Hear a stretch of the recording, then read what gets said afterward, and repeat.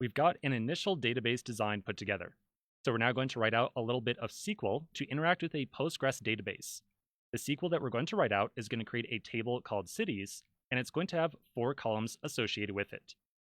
Now, I'm saying that we're going to work with some database, but you might say back to me, well, Stephen, we haven't even set up a database inside this course yet. Well, that is okay. Let me tell you what we're going to do. For the first little bit of this course, we are going to use an online tool called pg-sql.com. This is a tool that I put together for you specifically for this course.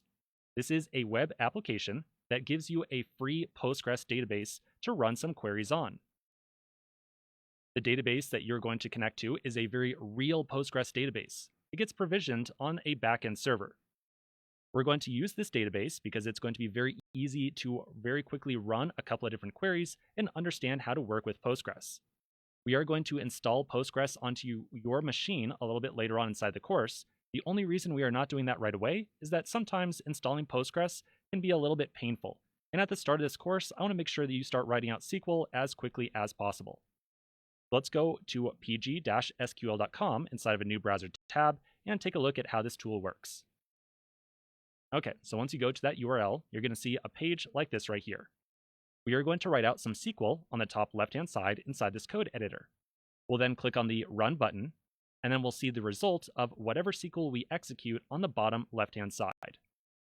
As we start to run queries, we'll get a history of all the different SQL that we execute here on the right-hand side. Now, just so you know what is going on behind the scenes here, we have a web application that is connecting to a Postgres database. So in this scenario, we would refer to pg-sql.com as our client. Our client is going to take some SQL, send it off to the database to be executed, and then the database will send us back a response of whatever the result of that SQL was. All right, so back over here, the first little bit of SQL that we're going to write out is going to create that cities table that we just discussed. So we want to create a table called cities. We want to have 4 different columns. For this first little bit of SQL, we're really just going to write it out rather quickly, and then we'll discuss exactly what's going on with it. So let's get typing right away.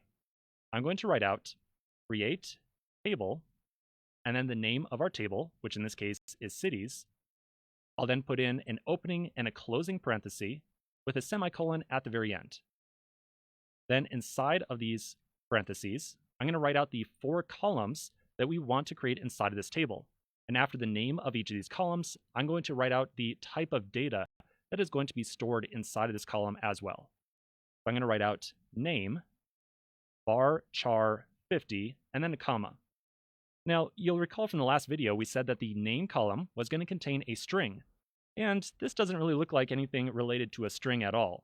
We'll discuss what varchar means in just a moment. After that, we'll then say that we want our table to also have a country column that is going to store values of type varchar.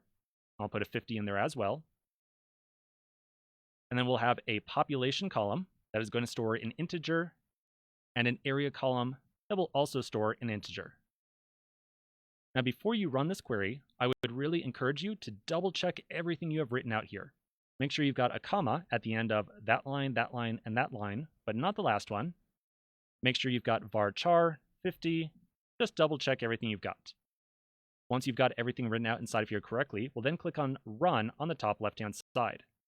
And then we can see the result of running that statement down here on the bottom left. It looks like creating the table was successful. Okay, so what did that really do? Well, once again, when we clicked on that Run button, all the SQL you just wrote was sent off to a Postgres database.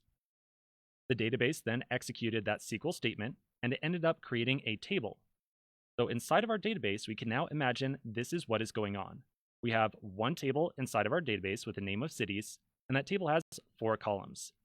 Now we can start to add some information inside this table. All right, now there's a lot more going on with that query than what we just discussed, and you might be curious what this varchar is, what integer is, and so on. Let's take a quick pause here and then really break down the SQL statement in the next video.